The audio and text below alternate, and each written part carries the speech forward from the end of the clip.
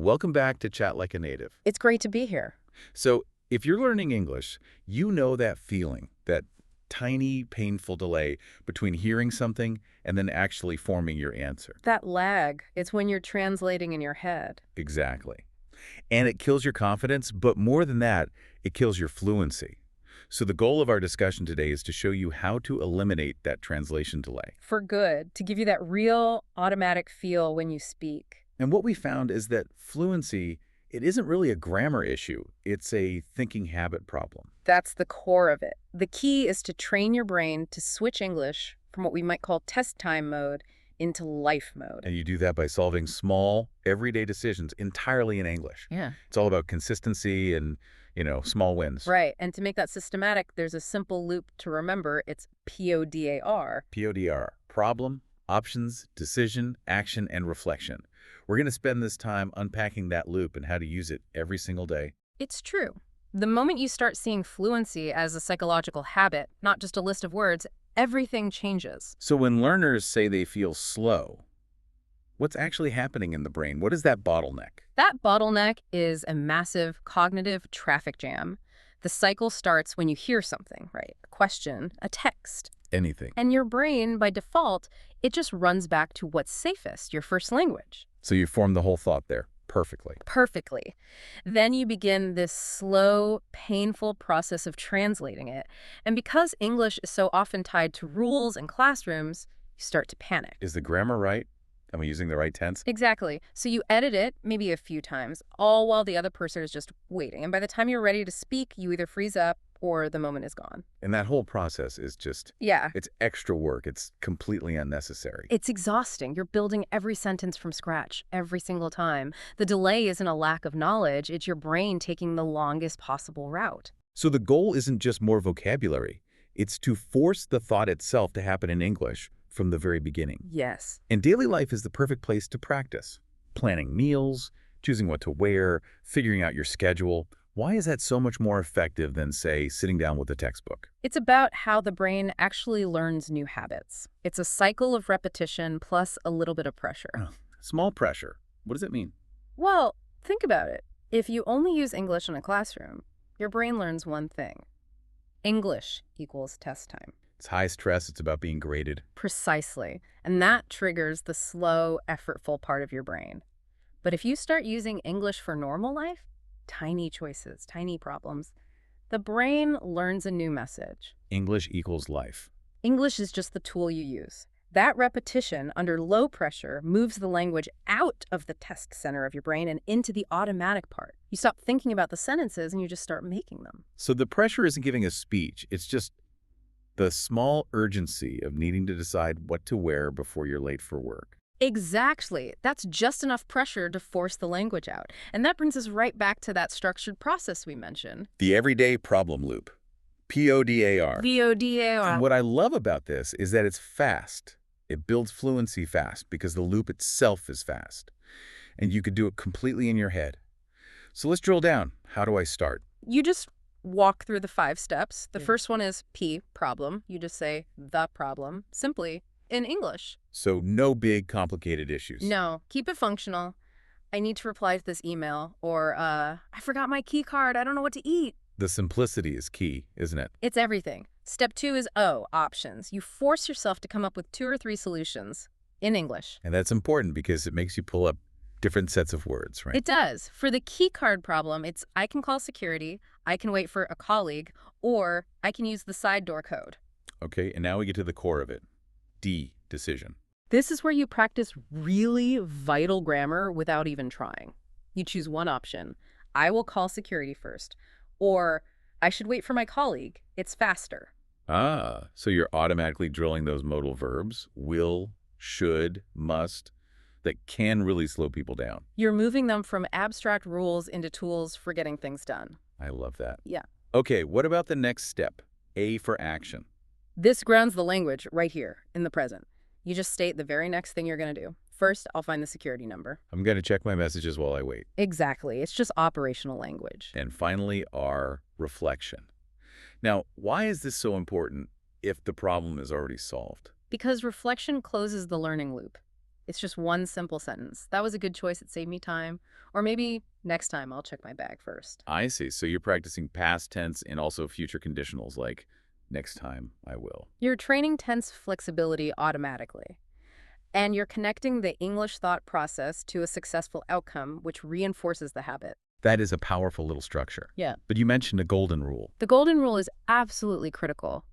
Start small enough that you can win every single day. Don't try to solve world hunger on day one. Please don't. You will just get frustrated and quit. Start with what we call small brain moments. Naming things around you. Basic feelings, hungry, tired, small, consistent wins are the only way. Which sets us up perfectly for the 3 levels of practice. This is how you can systematically build that automatic English muscle. Right. So level 1 is the foundation. We Yeah. call it label your world. It's a 30-second habit. Just look around and name things. Desk, chair, window. Almost. There's a crucial extra step. Don't just say the word. Add a tiny sentence to connect the word to reality. So instead of just laptop, I should think. My laptop needs charging. The window is a little dirty. You're creating a direct link between the English word and its actual state. You're thinking in meaning, not just translating a label. I see. How do you level that up? Just add one more detail. This desk is messy. That phone is ringing loudly. Now you're using adjectives, adverbs. You're enriching that inner conversation. Okay, so from there we move to level 2. Narrate your actions. This is basically English self-talk. Right. You're already doing simple things all day. Just narrate them. I'm putting on my shoes. I'm checking the mail. I'm making a copy. This builds speed. It builds speed and it helps you link phrases together. And the key level up here is to connect your action with your reason. This is where it starts to feel like real fluency. Exactly. Because now you're using complex sentences. Instead of I'm replying now, you think I'm replying now because the deadline is tomorrow. Or I'm choosing the earlier time so that I can avoid traffic. You're practicing cause and effect. All in English. And that lays the foundation for stating a problem clearly, which is step 1 of PODAR. Which brings us to level 3, the fluency accelerator. This is where we apply the PODAR loop to specific daily problem gems.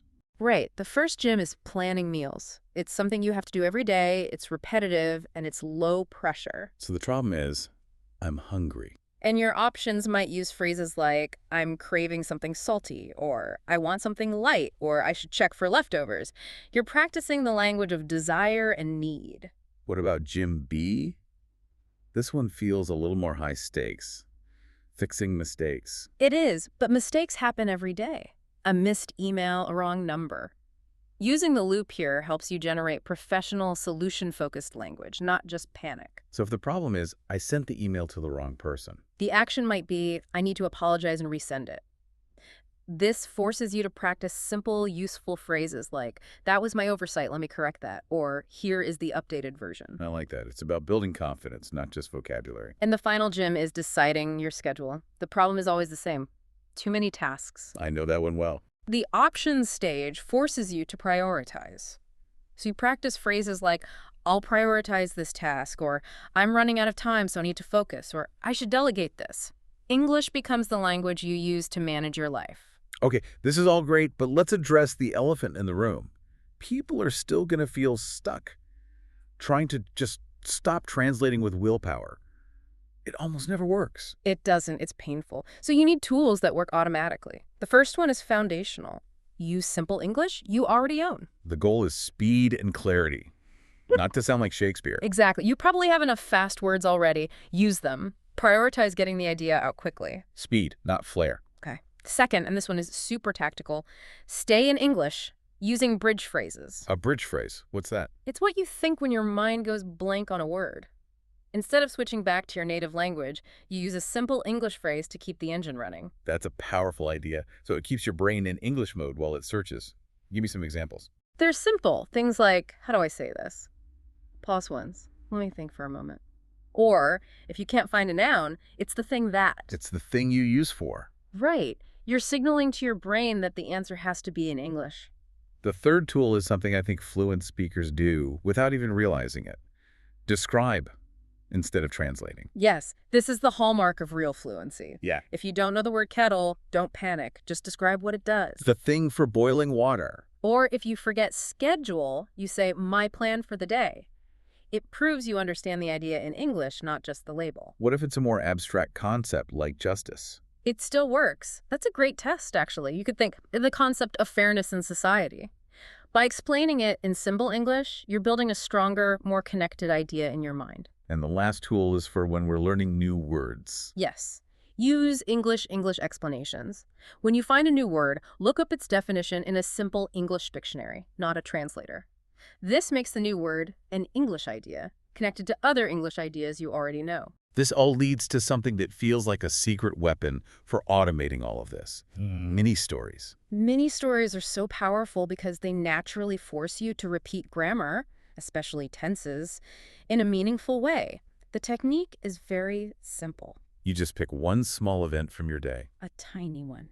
And you tell it to yourself in about 5 simple sentences. Can you give us an example? Sure. Today I woke up late. I felt stressed because I had an early call. I rushed to get ready, so I forgot my notebook, but I used my phone for notes instead, and I solved the problem. It's a full narrative. Problem, action, resolution. And here's where the magic happens. Tell the exact same story again, but in a different tense, as if it's happening tomorrow. Tomorrow I will wake up early. I will not feel stressed. I will prepare my notes tonight so I don't forget them. Exactly. You're practicing tense changes automatically. It's fluency training disguised as just thinking about your day. That is brilliant. So let's give everyone a clear path forward, a challenge to get started. We call it the 7-Day Everyday Problems Challenge, and each day should only take 2 to 5 minutes. That's it. Good. Day 1. Day 1, you label your world. 2 minutes. Day 3, use the PODAR loop once to decide on a meal. 2 minutes. Day 5. Use PODAR to plan your next 3 hours. And Day 7, a 5-minute daily summary before bed, just reflecting on the week, all in English. That's incredibly doable. What about when people feel like their English is too basic? My response is, good. Basic is fast, and fast becomes fluent. Don't try to sound smart, just try to be clear. And if you forget to practice, Attach it to a trigger you already have. After you brush your teeth, when you make coffee, tiny trigger, tiny practice. then what about that feeling of frustration when you just can't find the words? Change your job description. Your job isn't to express everything perfectly. Your job is to express something in English without quitting. That small victory is the entire point. I also love the idea of tracking this. Yes, write down 1 line a day. Today, I planned my schedule in English. It builds proof. It builds the identity of, I'm someone who thinks in English, and identity is what makes habits stick. So when you put it all together, the outcome is huge. By solving these small everyday problems, you're building faster sentences, you're recalling words automatically, and you're building confidence. You're not studying anymore, you're just living in English mode. The complexity and the speed that will come, it follows the habit. So we encourage you to start right now, with one small decision and one small PODAR loop. And if your inner voice is currently speaking a different language, or maybe it's just silent, think about this. Changing that inner speech to English won't just improve how you communicate. Right. It will fundamentally reshape your entire relationship with the language. It becomes a tool for navigating your actual life. So what small decision are you going to tackle in English first?